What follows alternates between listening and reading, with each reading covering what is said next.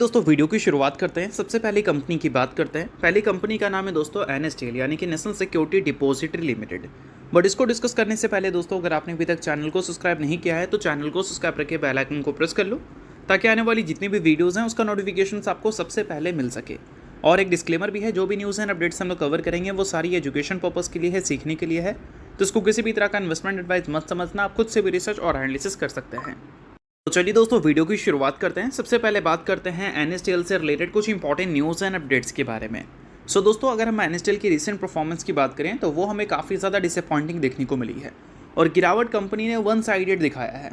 चाहे एक महीने का देखो, एक हफ्ते का देखो या 6 महीने का देखो या फिर जब से कंपनी लिस्ट हुई है तब से लेकर अब तक का देखो, गिरावट ही गिरावट दिखेगा।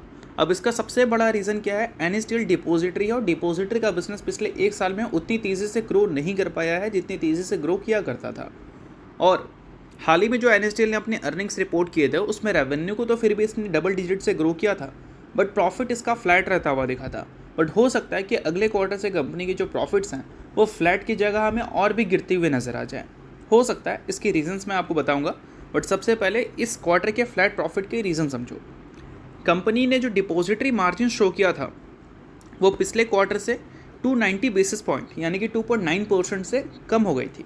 और डिपॉजिटरी कंपनी का मेन सेगमेंट है रेवेन्यू का, और मेन सेगमेंट के अगर मार्जिन ड्रॉप होंगे वो भी 2-3%, तो ऑब्वियस सी बात है कि इसके प्रॉफिट में उसका असर तो देखने को मिलेगा, और वो असर हमें देखने को मिला भी।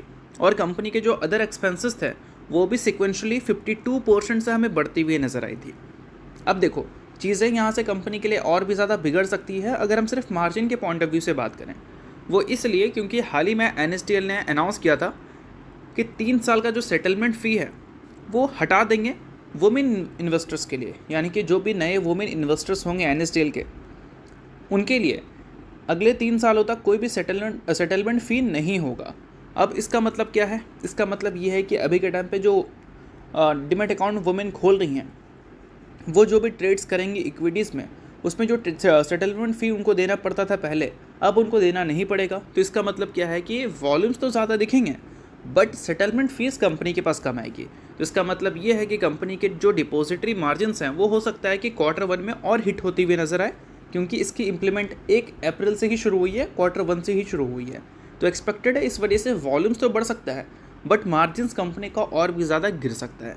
और ये सारी चीज़ें सीडीएसएल ने भी किया है, उसके मार्जिन्स अच्छी खासी हिट हुई थी, और ये चीज़ें एनएसडीएल ने भी कर दिया, इसकी भी मार्जिन हिट होने की पॉसिबिलिटीज़ हैं। अब देखो, ये सारी चीज़ें इसलिए किया जा रहा है ताकि वॉल्यूम्स को, टर्नओवर्स को बढ़ाया जा सके। और टर्नओवर्स अगर हम सिर्फ बीएससी का देखें, इक्विटी टर्नओवर, तो पिछले बार के मुकाबले या फिर उससे पिछले बार के मुकाबले भी देखोगे तो बढ़कर ही देखने को मिल रही है। अब तक टोटल कितना दिखा है? 3 लाख करोड़ का टर्नओवर बीएससी के इक्विटी टर्नओवर में, जो कि उससे पिछले बार कितना था? 90 लाख करोड़। और ये पूरा फाइनेंशियल ईयर का बात हो रहा है, तो 2027 का फाइनेंशियल ईयर का सिर्फ 31 दिन हुआ है ना, इस वजह से 3 लाख करोड़, पिछले बार 19 लाख करोड़ था। और उससे पिछले बार भी देखोगे तो वहीं पर नंबर थी, और उससे पिछले बार देखोगे तो लगभग 16 लाख करोड़ था। तो एवरेज अगर निकालोगे पर डे का तो 10,000 करोड़ का भी एवरेज नहीं मिलेगा। बट इस बार अगर मई का महीने का देखोगे एवरेज, मई का महीना नहीं, बीएससी का अब तक जो 2027 का फाइनेंशियल ईयर का टर्नओवर दिखा है और टोटल ट्रेडिंग सेशन के हिसाब से एवरेज निकालें तो 10,000 करोड़ के ऊपर का एवरेज हमें देखने को मिलता है। तो इसका मतलब ये है कि टर्नओवर्स तो बढ़े हैं बट हो सकता है कि रेवेन्यू ग्रोथ के हिसाब से प्रॉफिट ग्रोथ उतनी अच्छी हमें देखने को ना मिले।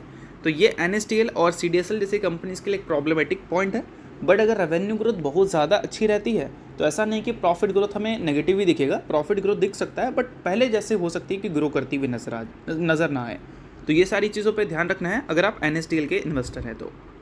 दोस्तों फिलहाल रिजल्ट का पीरियड चल रहा है और रिजल्ट के पीरियड में हर कोई को अपनी कंपनी के रिजल्ट जानने हैं।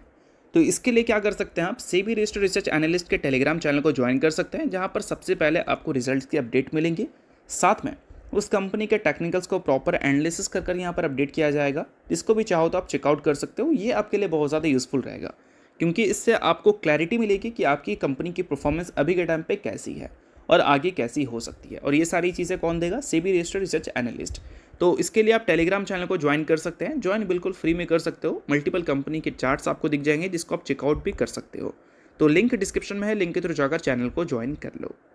तो चलिए दोस्तों बात करते हैं अगली कंपनी के बारे में। सो अगली कंपनी का नाम है बीएससी लिमिटेड। अब दोस्तों बीएससी की बात करें तो पिछले कुछ ट्रेडिंग सेशन से ये कंपनी की परफॉर्मेंस हमें काफ़ी कमाल की देखने को मिल रही है। चाहे कल का दिन का देखो या फिर आज का दिन का देखो, लगातार परफॉर्मेंस बीएससी का अच्छा दिख रहा है। अब अच्छा परफॉर्मेंस रहने का सबसे बड़ा कारण ये है कि बीएससी लगातार जो अच्छा परफॉर्मेंस दे रही है स्टॉक मार्केट में और अपने बिजनेस में, उसका रिवॉर्ड अब बीएससी को मिलने जा रहा है। रिपोर्ट हमें सुनने को मिल रही है मनी कंट्रोल की, जिसमें बताया जा रहा है कि बीएससी निफ्टी 50 के अगले रीशफलिंग में निफ्टी 50 का पार्ट बनती हुई दिख सकती है। और कल के दिन की तेज़ी और आज के दिन की तेज़ी को देखोगे तो 8% तक की तेज़ी बीएससी में आपको देखने को मिल जाएगी। अब निफ्टी 50 का पार्ट अगर मान लो कोई कंपनी बनती है तो इससे फ़ायदा क्या होता है? सबसे बड़ा फ़ायदा पैसे का इन्फ्लो बढ़ जाता है उन कंपनीज़ में। और एस्टिमेट यहाँ पर लगाया जा रहा है कि अगर ये कंपनी इंटर ले ले निफ्टी 50 में तो $639 मिलियन की इन्फ्लो हमें देखने को मिल सकती है।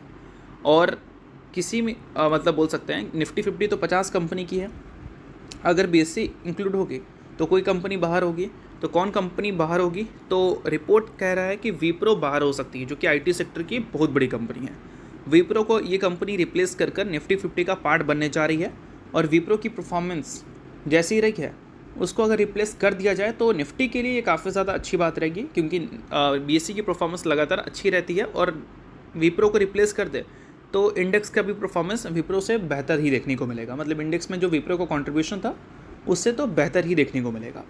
और इसी वजह से बीएससी लगातार आपको ऑल टाइम हाई हिट करती हुई दिख रही है। अभी भी देखोगे तो 52 week high all time high पे ये कंपनी आपको देखने को मिल रही है। और साथ में दोस्तों बीएससी के जो बिजनेस से रिलेटेड खबर हमें दिख रही है वो भी काफ़ी ज़बरदस्त है, क्योंकि इक्विटी डेरिवेटिव के टर्नओवर्स अगर आप चेकआउट करोगे 2027 के फाइनेंशियल ईयर के, तो वो हमें काफ़ी ज़्यादा कमाल के दिख रहे हैं। अब देखो, जो इक्विटी डेरिवेटिव के टर्नओवर है उसको आप एवरेज डेली टर्नओवर से भी समझ सकते हो कि पिछले बार से कंपनी ने अच्छा टर्नओवर शो किया है या फिर ख़राब। टोटल टर्नओवर तो कम ही देखेंगे क्योंकि नंबर ऑफ ट्रेडिंग सेशन कम है, बट एवरेज देखोगे तो पिछले बार से बहुत ही अच्छा है।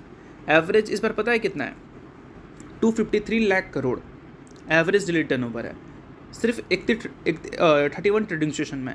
और वही पिछले बार का एवरेज कितना था? 187 लाख करोड़। और उससे पिछले बार का देखोगे तो 110 लाख करोड़। तो पिछले बार से कंपेयर करो या फिर उससे पिछले बार से कंपेयर करो, ये नंबर ज़बरदस्त है। और ये नंबर ज़बरदस्त है तो एक्सपेक्टेड क्या हो सकता है? एक्सपेक्टेड यही हो सकता है कि 2027 का फाइनेंशियल ईयर का जो पहला क्वार्टर होगा यानी कि Q1, वो बीएससी हमें काफ़ी तोड़फोड़ वाली दिखा सकती है। और इस वजह से बीएससी के प्रॉपर एनालिसिस हम लोग अपडेट करने जा रहे हैं सेबी रजिस्टर्ड टेलीग्राम चैनल में। इसका लिंक आपको डिस्क्रिप्शन में दिख जाएगा, लिंक के थ्रू जाकर चैनल को चेकआउट कर लो, बिल्कुल फ्री में ज्वाइन कर लो ताकि इसके प्रॉपर एनालिसिस आपको ऑन टाइम मिल सके टेलीग्राम पर। तो लिंक डिस्क्रिप्शन में है, लिंक के थ्रू जाकर चैनल को बिल्कुल फ्री में आप ज्वाइन कर लेना। बाकी बीएससी की परफॉर्मेंस ऐसी जो कंसिस्टेंट रही है, इसके बाद एफआईएस ने भी काफ़ी अच्छी इंटरेस्ट दिखाई है इस कंपनी में। अपने स्टेक्स को उन्होंने इंक्रीज़ किया है, पिछले क्वार्टर में भी इंक्रीज़ किया था, उससे पिछले क्वार्टर में भी इंक्रीज़ किया था, नहीं उससे पिछले क्वार्टर में डिक्रीज़ किया था, उससे पहले अगर देखोगे तो वहाँ पर स्टेक्स इंक्रीज़ हुआ था, 16% से बढ़कर 18 हुआ था। फिर एक्सपेक्टेड था कि मार्केट शेयर गिरेगा, इस वजह से 18 से 16 हो गया था, बट मार्केट शेयर गिरा नहीं और बढ़ गया।